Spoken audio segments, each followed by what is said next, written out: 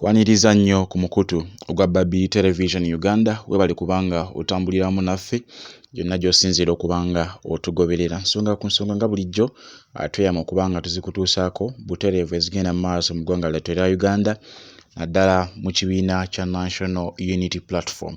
Amawulire si malungi nnyo olw'ensonga nti omu ku baganda baffe eyawambibwa Faustine Masaaba oba amanyiddwa nga Masaaba Media Channels ono nno ng'abadde blogger w'amaanyi nnyo naddala ku kibiina kyaffe ekya National Unity Platform olw'ensonga nti abaddengawo nnyo ng'analyzinga ensonga nga bwe zitambula mu kibiina kya National Unity Platform naye oluvannyuma lw'okkomawo wano e Uganda ng'ava wali ekkata we yakomawo wano kigambibwa nti okuva lwe yakomawo yatandikibwa okuba ng'alondoolebwa abantu abatamanyikiddwa nga n'essaawa zino baamuwambye wabula nga tebamanyi we yatwaliddwa.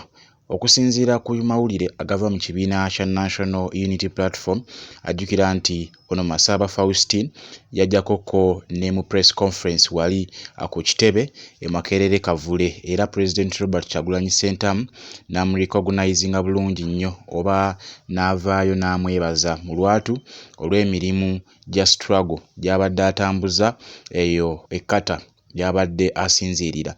Bwe yakoma wano e Uganda abaasooka kumubbako ssimu ye era bwe baamubbako essimu n'afunayo essimu endala eya wano e Uganda.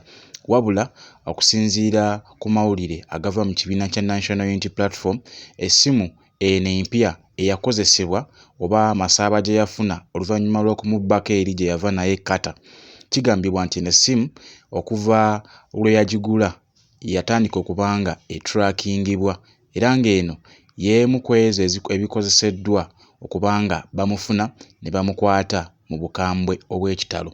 Era okusinziira ku mawulire agavaayo essaawa zino kigambibwa nti omu ku baganda ba Faustine Masaaba yayamuliddemu olukwe era ye yalagiridde wa Masaaba Faustine bwe yabadde ali nga n'olw'ensonga eyo ne bamukwata. Wabula okusinziira ku mawulire ge twakafuna olunaku olwaleero amakya gano ekibiina kya NUP okusinziira ku ebyo ebifulumyeyo amakya g'olunaku olwaleero bitegeezezza nti ennamba eno eya Masaaba Faustine eri mu mikono gy'abo abaamuwambye nga n'olw'ensonga eyo buli nnamba ya ssimu gye yaseevinga ku ssimu eyo essaawa zino abantu abo yatandise okubanga oba baatandise okubanga babakubira amasimu okusobola okubanga babatrackinga nabo babakwate babagatte ku Masaaba Faustine eyakwatibwa mu wiiki eno ng'etandika. Bingi nnyo bikyagendera ddala mu maaso wabula ttiimu y'ekibiina kya National Unity Platform bannamateeka batandise okubanga bakola omuyiggo ku buli kitundu oba ku buli kifo kye basuubira okubanga muganda waffe Faustine Masaaba gye yatwaliddwa naye nga akiri gye tuli foot soldiers eno alaati yammwe obutakwata ssimu yonna evudde yonna kale essimu yonna gy'oba totegedde oba nga togiyina kubanga basobola okukozesa munno gw'omanyi omugundiivu mu struggle oba neyiba oba mukwano gwo ne bamukozesa nate okubanga bakutrackinga okusobola okubanga bakukwata. So kati bannayuganda tuteeke oba tukozese #free Masaaba Faustine kubanga muganda waffe oyo ekyamazima ffenna tukimanyi nti okwogera ekikuli ku mutima n'ekirowoozo kyo tulina ng'eddembe bannayuganda oba kyewandiise mu luzungu freedom of speech ne freedom of expression nti mu Uganda olina eddembe ly'okwogera ekyo ky'olowooza nti kituufu n'okukola ekyo ky'olowooza nti kituufu okusinziira ku ndowooza yo nga ggwe omuntu. Wabula essaawa zino ekyo ekya freedom of expression ne freedom of speech okwogera ku nsonga ezituluma ekyamazima gwo gwafuuka musango olw'ensonga nti buli avaayo n'ayogera amazima bamukwata era kati Masaaba tamanyikiddwa wa gy'ali n'okutuusa essaawa zino. Wabula famire ya Masaaba okuli maama we asiiba n'okusula mu maziga olwa mwana we gw'amanyi nti talina buzibu talina musango n'ogumu gwe yazza era asiiba mu maziga kubanga y'abadde alabirira ewaka ne baganda be y'abadde abalabirira. So tulina okuba nga tukola kyonna ekisoboka osobole okuba nga tusharinga message era tubanje abantu baffe okugeza Masaaba muntu wankizo nnyo mu mirimu gya struggle.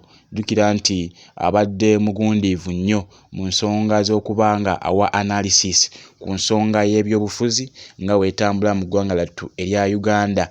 So baamukutte wiiki eno yennyini naye nga gye baamututte ekyamazima mpaawo amanyikiddwa wa we yatwaliddwa. Okusinziira ku baalabyeko ng'atwalibwa bagamba nti yatwaliddwa mu bukambwe obw'ekitalo nga bwe bazzenga era bakikola ku bakulembeze oba ku baana ab'ekibiina kya National Unity Platform kubanga Kulaije okusinziira ku bigambo bye agamba nti mu abo abamu ku baakwatibwa abaana ba ekibiina kya National Unity Platform agamba nti bo teri kunoomu yakwatibwa lwa kuwagira ekibiina kya NUP wabula mbu baakwatibwa olw'okubanga mbu bakola bbomu ze baakozesanga okubanga bookya emmotoka.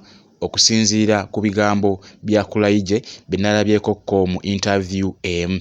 Wabula muganda waffe Masaba Faustin yeegasse ku bannayuganda ab'essaawa zino be tukyabanja abatalabikako na kussa n'abo abakyawera ennemba n'emisango egibavunaanibwa mu kkooti y'amagye. Kuno nno kuliko muganda waffe John Bosco Kibalama ewambibwa ng'ennaku z'omwezi 3 omwezi ogw'omukaaga omwaka gwali gwa 2019 era ng'ono bamujja Kanyanya ku Gayaza Road mu Kawempe Division mu district ey'e Kampala.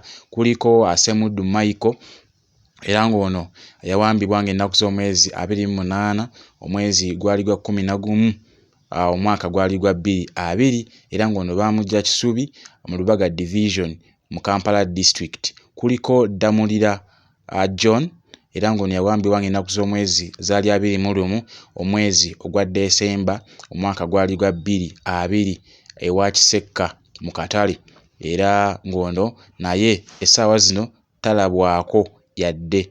Waliwo Mbabazi Moses, Nalumoso Vincent, waliwo Lukwago Martin, waliwo Olivia Lutaya, Kanata Muhammad, Sempijja Yuda, Musisimbo bangi nnyo, Bakirya Peter, Wangolo Shafik, Bazimula Dennis, Baluwembo Mustafa bangi nnyo abakyawagamidde mu makomera era nga tukyagamba nti tubanja abantu baffe kubanga tukimanyi nti mpaawo n'omu yazza musango. Era okusinziira ku ebyo ttiimu y'ekibiina kya National Unity Platform kyegezaako okubanga ekola okusobola okubanga enunula baganda baffe bano abali mu nkomyo.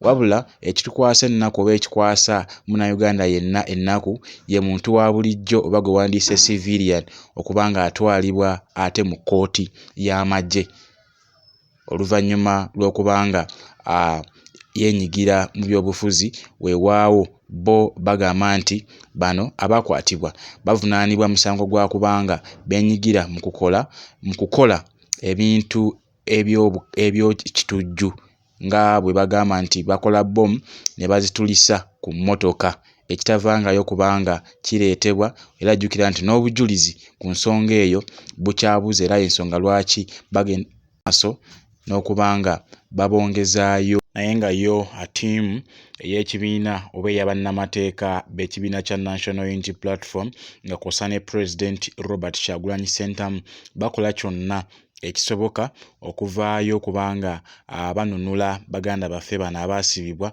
ku nsonga ezeekuusa ku byobufuzi. Okusinziira ku lutuula lwa kkooti olwasembayo waliwo Munnayuganda omu eyatwalibwa oba yakwatibwa mu mbeera etaali nnungi era ng'ono yatwalibwa mu bukambwe okuviira ddala mu kkooti.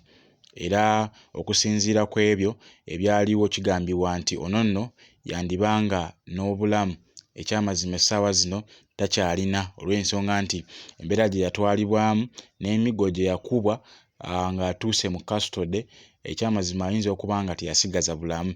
So bannayuganda bannaffe tugende mu maaso n'okuba nga tusabira bannaffe abo Omutonzi asobole okuba nga ababikkako akasubi basobole okuba nga basimatuka enjega gye balimu, kubanga mukimanyi nti ekitegeeza okuba nga oli musibe okutuusa emyaka egyekulungudde. Kati kugeza baganda baffe bwe tutalabangako okuva ebbugumu ly'ebyobufuzi we byatandikira mu mwaka gwa 2020 bajjanga bawamba we bataako we batadde ne babaddamu ne babakwata.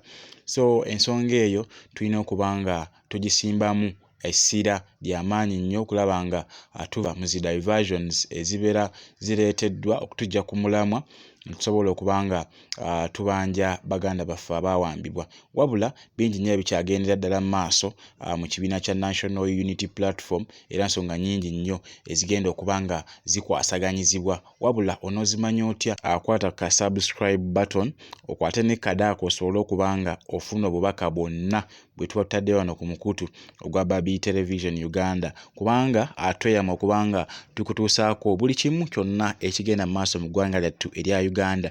Kasa kiba nti kya nkyukakyuka, wabula tusinga nnyo okusimba essira ku kibiina kyaffe ekya National Unity Platform, era tweyama okuba nga tukutuusako amawulire gonna agaba gaakagwawo. So kati ky'oba olina okukola akusubscribinga, akwata kadaako osobole okuba nga ofuna notification yonna ku mawulire gonna ge tuba tutaddeyo wano ku mukutu ogwa Babi Television Uganda, osobole okuba nga otambulira wamu naffe n'okumanya ki ekigenda mu maaso mu ggwanga lyo, kubanga ffenna kitukakatako okumanya ki ekitambula nga ki ekiddako maaso kokka, okubanga ffenna twetaaga okuba nga tutuuka mu Uganda yaffe empya.